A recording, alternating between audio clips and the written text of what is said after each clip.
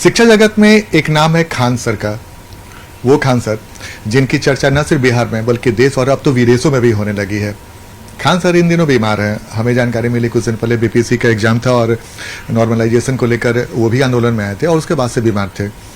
हमारी इच्छा हुई और कई लोगों की ये इच्छा है कि भाई खान सर की अभी स्थिति क्या है, तो हम भी खान सर के पास पहुंचे हैं। हम जिस चैम्बर में बैठे हैं उस चैम्बर में खान सर भी हमें मिलेंगे। बहुत मुश्किल से खान सर तैयार हुआ और इस वक्त खान सर हमारे साथ मौजूद हैं। खान सर कैसे हैं? ठीक है। ये आपके हाथ में अभी भी पट्टी वगैरह लगा हुआ है? वो थोड़ा सा नहीं छुपाने की जरूरत नहीं, दिखाई इंजेक्शन वगैरह लगता है ना, तो उससे नीडल से ही देना होता है वहाँ पे। तो उन लोग का, डॉक्टर लोग का अपना है। तो अब तो थोड़ा सा ठीक है, अब तो बहुत जल्दी अब क्लास भी लेंगे। थोड़ा वो अचानक से बीपी थोड़ा सा फ्लक्चुएट होने लगा था, 170 वगैरह चला गया था, इसलिए एडमिट होना पड़ा। उसके बाद अभी कैसा है तबीयत? अभी ठीक है। वहाँ पर एक्चुअल में हुआ था कि हम थोड़ा सा बीमार चल रहे थे 1.5-2 मंथ से। तो हम सोचे थे कि एग्ज़ाम ख़त्म हो जाएगा तो अच्छे से ट्रीटमेंट करा लेंगे यहाँ पे। और उसी बीच ये बीपीएससी ने तांडव कर दिया, उस वजह से प्रोटेस्ट करना पड़ा था। अच्छा, ये नॉर्मलाइजेशन को लेकर जो विवाद शुरू हुआ, आप वहाँ पे पहुँचे, क्या विवाद था सर? बीपीएससी के चेयरमैन ने तो कहा कि भाई नॉर्मलाइजेशन की कोई बात ही नहीं थी। बीपीएससी चेयरमैन सरासर अपनी बातों से पलट रहे हैं। वो अंततः कहते रह गए कि नॉर्मलाइजेशन हमारा अधिकार है, हम इसे अंतिम दिन भी चाहे तो चेंज कर सकते हैं। और उन्होंने कभी स्पष्ट नहीं किया। और अगर लोगों को लगता है कि अगर ये बच्चे बेवकूफ़ी कर रहे हैं तो खुद से पूछे कि बच्चे आखिर क्या चीज़ देख के लौट गए। तो एक्चुअल में हुआ क्या ना कि हम लोग की एक ही मांग थी कि आप इसको ऑफिशियली बोल दीजिए। उनका कहना है कि जब हमने ये बोला ही नहीं है तो हम ऑफिशियली क्यों बोलेंगे। तो बहुत सारे अफवाहों को उन्होंने जवाब दिया। जैसे अफवाह उड़ गया कि एग्ज़ाम जनवरी में होगा, तो ये भी तो बीपीएससी ने नहीं बोला था। तो इस अफवाह का उन्होंने खंडन किया कि नहीं किया। उसी तरह से नॉर्मलाइजेशन जैसे अफवाह, अगर अफवाह ही थी तो इसका खंडन कर देते। उसके अलावा उन्होंने 4 दिसंबर को एक डीएम को नोटिस भेजा कि हमने 3 अलग अलग कलर के पेपर भेजेंगे। यही तो होता है नॉर्मलाइजेशन। दूसरा, वो धूल झोंकने की कोशिश क्या कर रहे हैं कि जब एक ही शिफ्ट में पेपर होगा तो नॉर्मलाइजेशन कैसे? हम लोग पागल बेवकूफ़ नहीं हैं। एक शिफ्ट में भी नॉर्मलाइजेशन हो सकता है।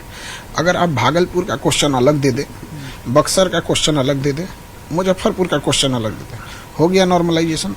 इट मीन्स मंशा दिख रही थी कि इन्हें नॉर्मलाइजेशन करना है, तो दिख रहा था। वो तो धन्यवाद इन बच्चों का जो अपनी लड़ाई लड़े। हम लोग का भी उसमें कुछ योगदान रहा, सारे शिक्षकों का योगदान रहा। अच्छा, आप भी सर जब उस आंदोलन में शामिल हो गए और उसके बाद बीपीएससी ने कहा भी कि भाई नॉर्मलाइजेशन नहीं होगा, जो बीपीएससी के चेयरमैन उन्होंने क्लियर भी कर दिया, तो फिर देखिए उन्होंने क्लियर नहीं किया था। और दुख की बात ये है कि जब हम लोग इस बात को सीएम हाउस तक ले गए तो उन्होंने सीएम हाउस को भी गुमराह करने की कोशिश किया। कौन? आयोग के अंदर कुछ सचिव जो हैं उनके, और इनकी तो हमको लगता है कि इनकी संलिप्तता की जांच होनी चाहिए। चुनावी वर्ष में इस तरह से भ्रम पैदा करके विद्यार्थियों के मन में सरकार के प्रति इस तरह से असंतोष भरना, कहीं ना कहीं मुख्यमंत्री नीतीश कुमार जी को इसकी जांच करनी चाहिए। व्यक्तिगत मांग है कि इसकी जांच होनी चाहिए। अच्छा सर, आप कुछ दिन पहले मुख्यमंत्री से मुलाकात भी आपने की थी और उस वक्त आपने नॉर्मलाइजेशन की बात कही, तो उसे मुख्यमंत्री ने क्या कहा? देखिए मुख्यमंत्री साहब का सीधा सा है, इस पृथ्वी पर नॉर्मलाइजेशन को खत्म किया, बिहार से नॉर्मलाइजेशन खत्म करने वाले वो इकलौते व्यक्ति थे। अगर वो हस्तक्षेप नहीं करते तो नॉर्मलाइजेशन कभी खत्म नहीं होता। इवन की नॉर्मलाइजेशन खत्म करने के 3 दिन पहले बच्चों ने एनसीएल का मामला उठाया था। एनसीएल को 2022-23 का सर्टिफिकेट मांगा जा रहा था। आयोग ने कह दिया था कि हम नहीं मांगेंगे। फिर माननीय मुख्यमंत्री ने हस्तक्षेप किया तो जाके ये हुआ यहाँ। तो सीएम साहब से के पास भी गए थे तो हमने ये बात को अवगत कराया था।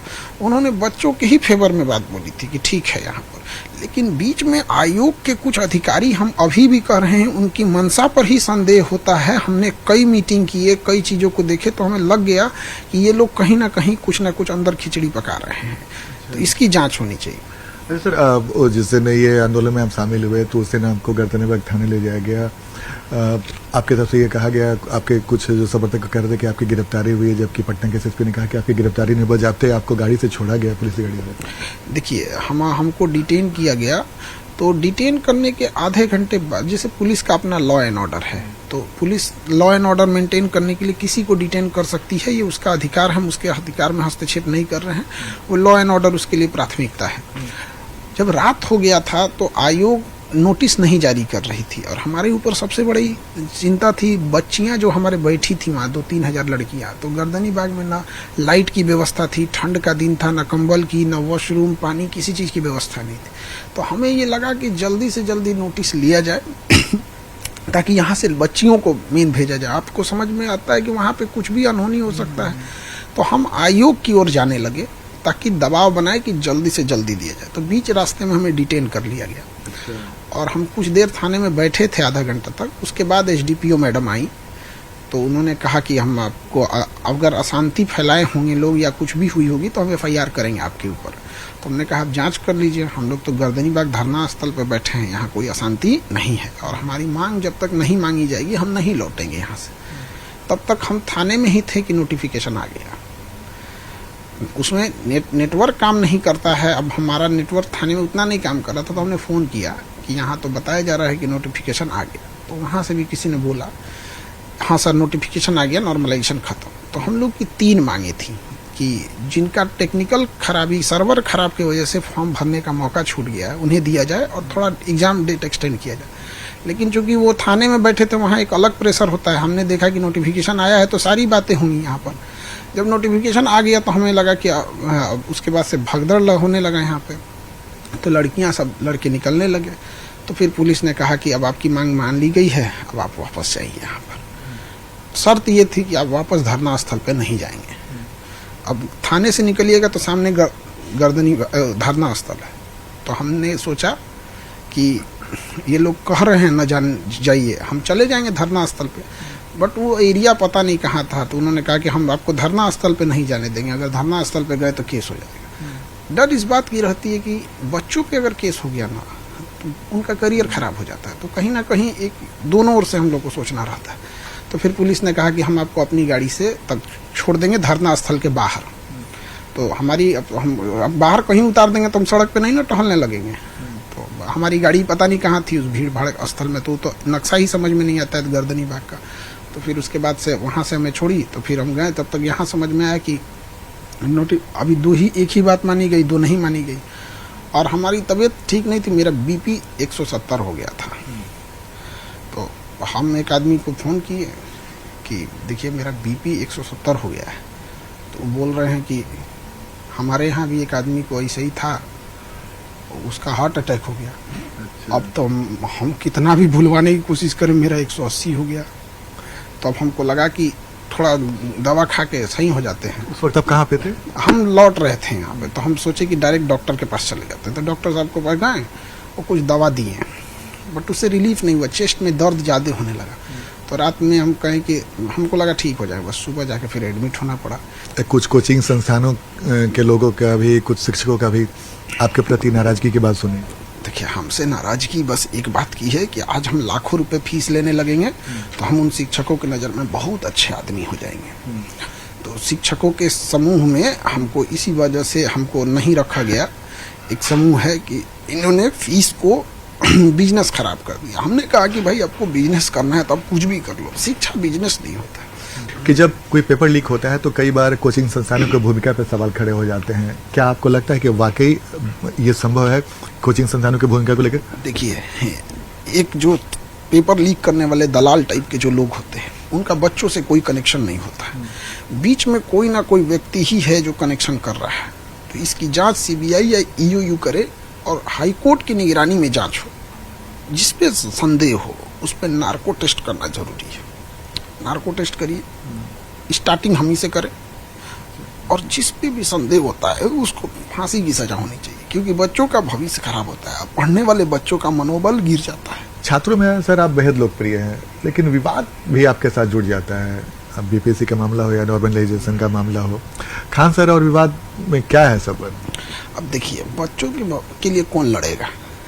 2 ठो बात बोल देने से बच्चों का, ऐसा नहीं है कि कुछ बात बोल देंगे तो बच्चों का बात मतलब सरकार मान लीजिएगा। उसके लिए लड़ना पड़ता है। जब भी आप लड़ते हैं किसी से तो तो फिर कहीं ना कहीं कुछ के मन में तो खटकते ही रहते हैं, तो विवाद आ ही जाता है। लेकिन कुछ भी हो जाए, बच्चों के भविष्य खेलने नहीं देंगे हम इसको, चाहे वो पुराना भी मामला उठा के देख लीजिए यहाँ पर। आखिर देखिए, हम आयोग को कहते हैं कि आप अगर स्ट्रिक्ट थे नॉर्मलाइजेशन लेने के तो लास्ट तक रहना चाहिए। जब सीएम साहब हस्तक्षेप कर दिए तो पलट गए। यहाँ पे सीएम साहब को इन लोग को एक दिन क्लास लेना चाहिए, बढ़िया से क्लास लेते हों कि छात्रों के बहाने कहीं सियासत में आने का इरादा तो नहीं है, और खान सर कहीं छात्रों के बहाने सियासत में अपने के लिए जगह तो बनाना नहीं चाहते हैं। देखिए, हमें राजनीति नहीं करनी है, लेकिन हम इस बात के पक्षधर हैं कि पढ़े लिखे लोगों को राजनीति में जाना चाहिए। चूंकि 24 चुनावी वर्ष था तो इतना ना बोला लो कि खान सर चुनाव लड़ रहे हैं, तो हम लोग को नहीं लड़ना था। 25 में भी नहीं लड़ना है, हम लोग को स्पष्ट बोलते हैं। लेकिन क्या है ना कि 25 का चुनावी वर्ष है, जिसको देखो उसको वहीं कर देते हैं लोग। लेकिन इतना तो हम जरूर कहते हैं, जो हमारे बच्चों के भविष्य के साथ खिलवाड़ करेगा, जो बच्चों के हित को नहीं सोचेगा, शिक्षा को व्यवसाय बनाएगा, तो फिर तो शिक्षित लोगों को हम जागरूक करेंगे और इसका खामियाजा भुगतना पड़ेगा। अब जैसे आयोग ने किया, माननीय मुख्यमंत्री जी ने हस्तक्षेप किया, हर पढ़े लिखे को दिख रहा है कि किस व्यक्ति ने हस्तक्षेप किया तो नॉर्मलाइजेशन को हटा, सबको दिख रहा है कि कैसे बिहार पुलिस में एनसीएल हटा है यहाँ पर। तो ये तो हम जरूर कहेंगे कि पढ़े लिखे लोगों को राजनीति में आना चाहिए। हमारे पास पढ़ाईला से फुर्सत नहीं है और हमारा काम है कम से कम 20 करोड़ लोगों को शिक्षा देना। अभी हम लोग 2 करोड़ तक पहुंचे हैं, अभी बहुत लंबा काम बाकी है। लेकिन आप सर बात छात्रों के हित की कर रहे हैं, लेकिन कह रहे हैं कि अगर जो छात्रों का हित करेगा उसको हम छोड़ेंगे नहीं, उसे खामियाजा भुगतना पड़ेगा। ये भी तो एक राजनीति का पार्ट ही ना हो सकता है सर। नहीं, हम लोकतंत्र में रहते हैं, इसका मतलब ये नहीं कि हम गुलाम हैं। लोकतंत्र का मतलब होता है आप जनता के लिए अच्छा काम कीजिए। देखिए, अगर हम ये बात कहते हैं कि आयोग ने गलत किया नॉर्मलाइजेशन थोप के, तो हम ये बात खुल के कहते हैं आयोग ने गलत की, और ये बात ये भी कहते हैं कि मुख्यमंत्री जी ने हस्तक्षेप किया, पहले हस्तक्षेप करते और थोड़ा बढ़िया से क्लास लगाते। इन लोग का मनबड़ हो गए हैं सभी लोग यहाँ, तो ज्यादा सही से रह गए यहाँ। नहीं, आपने कहा ना कि अच्छे लोग को आना चाहिए, तो अच्छे लोगों में से आप भी हैं, आप छात्रों के हित की बात कर रहे हैं, तो क्या खान सर कभी भविष्य में राजनीति की ओर कदम रख सकते हैं? हमारा देखिए, हमारे रखने से किसी एक व्यक्ति से समाज नहीं बदलता, हर व्यक्ति को अपनी चीजों को समझना पड़ेगा। तो सब व्यक्ति अगर बदलेगा तो ही समाज बदलाव होगा। एक व्यक्ति की चेहरा बदल देने से ऐसा नहीं होता है कि बहुत सारा कोई बदलाव आ जाएगा यहाँ पर। तो समाज को बदलना ज्यादा जरूरी है, उसके लिए शिक्षा बहुत अच्छा माध्यम है यहाँ पे। कई बार कहा जाता है कि बिहार में शिक्षा जो है वो पटरी से उतर गई है। इसके लिए अगर हम खान सर से पूछे कि एक वजह बताएं, वो वजह क्या है, और एक वजह बताएं कि उसे कैसे ठीक किया जा सकता है। कि आप BA BSc या BCom करके, नॉर्मल ग्रेजुएशन करके आप 10,000 रुपया भी नहीं कमा सकते। ये धब्बा है ऐसी यूनिवर्सिटियों पर। 4 साल बच्चों का भविष्य बर्बाद कर दिया। बिहार में तो 5-5, 6 साल बर्बाद कर दिया। इनको अपने आईना के सामने देखना चाहिए ना, कि 4 साल बच्चों को रखें, उसको कोई स्किल नहीं सिखा सके, उसे ड्राइविंग सिखाते, उसे डिजिटल सिखाते, AI सिखा सकते थे, उसको टेक्निकल कुछ भी सिखाइए। आपके यहाँ अगर 4 साल से ग्रेजुएशन करके निकला है, तो अगर वो 20-25 हज़ार नहीं कमा सकता है ना, ऐसी यूनिवर्सिटी को बंद कर देना चाहिए यहाँ पर। कि वो बच्चे को 4 साल रखे हैं, अल्टीमेटली लास्ट में उसके पास कोई फाइनेंशियल फ्रीडम आ रहा है कि नहीं। जब आपके पास फाइनेंशियल फ्रीडम आ जाएगा तो समाज में बदलाव करने लगा। छोटा सा देश है ऑस्ट्रेलिया, लेकिन जनसंख्या कम होने के कारण समृद्धि है। तो वहाँ आप देखिए क्रिकेट मैच में कितना लोग आ जाते हैं। 7-8 करोड़ की आबादी में हर साल मैच वर्ल्ड कप लेके चला जाता है। हम लोग 140 करोड़ की आबादी में अच्छा से ओलंपिक में किसी में अच्छा नहीं ले आ पाते हैं। रीजन क्या है कि हम कहाँ से 2 रोटी जो लाएंगे। और हमारे यूपी बिहार में शराब के रूप में दहेज, जिसकी 3 बहन हो गई, बेचारा वो क्या करेगा, बिक जाएगा उसका खेत। ऐसे बेशरम लोग तो दहेज को भी नहीं छोड़ते हैं, खुद से त्याग देना चाहिए। और हर चीज़, अब कहते हैं लोग कि शिक्षा से हर चीज़ का इलाज होगा। शिक्षा के साथ संस्कार होते हैं। शिक्षित व्यक्ति पढ़ लिख के जब नौकरी ले लेता है तो ज़्यादा दहेज लेता है। तो शिक्षा की कमी नहीं है, संस्कार की कमी है। पिछले 20 साल से अगर नीतीश कुमार और बिहार में आपके हिसाब से नीतीश कुमार के 20 साल में शिक्षा की स्थिति क्या देखते हैं? देखिए, कोई भी चीज़ को ग्राउंड लेवल पर चेंजिंग करने के लिए, अब मान के चलिए कोई शिक्षक पढ़ा रहा है, वो ईमानदारी से पढ़ाए अगर सरकारी स्कूल में, तो आपके पास कोई ऐसी व्यवस्था है जिसे आप उसे सम्मानित करें? नहीं। कोई बेईमानी कर रहा है, हाजिरी बना के घूम रहा है, तो आपके पास उसे दंडित करने की व्यवस्था नहीं। तो ऊपर से नीचे तक, जब नीचे से जब भी व्यवस्थाएं चेंज हुई ना, तब जाके होगी। शिक्षा में गार्जियन का भी योगदान होना चाहिए। सरकारी स्कूल में बच्चे क्या पढ़े क्या नहीं पढ़े गार्जियन भी ज्यादा नहीं देखते हैं। अब यहाँ देखिए जितने प्राइवेट स्कूल है, जब बच्चा वापस जाएगा ना तो लोग देखेंगे कि क्या होमवर्क मिला क्या नहीं, उनके गार्जियन को भी कोई खास मतलब नहीं। तो सरकार तो 45,000 करोड़ रुपए से ज्यादा खर्च कर रही है। नीचे आने के बाद वो सभी चीजों में देखने की जरूरत है। हम खान सर को बिहार का शिक्षा मंत्री बना दिया गया, तो खान सर ऐसा क्या करने वाले हैं, क्या करेंगे जिससे बिहार में शिक्षा की जो तस्वीर है पूरी तरीके से बदल जाएगी? ये सब चीजें एक दिन में नहीं बदलने वाली है, लेकिन सबसे पहले जरूरत क्या है, जैसे अच्छे इंजीनियर कहाँ से मिलते हैं? IIT एक है ना। अच्छे डॉक्टर अगर आपको करना है तो एम्स, अच्छे मैनेजमेंट डालना है तो IIM। उसी तरह एक ऑल ओवर इंडिया का टेस्ट होना चाहिए, IIT Indian institute of teachers take.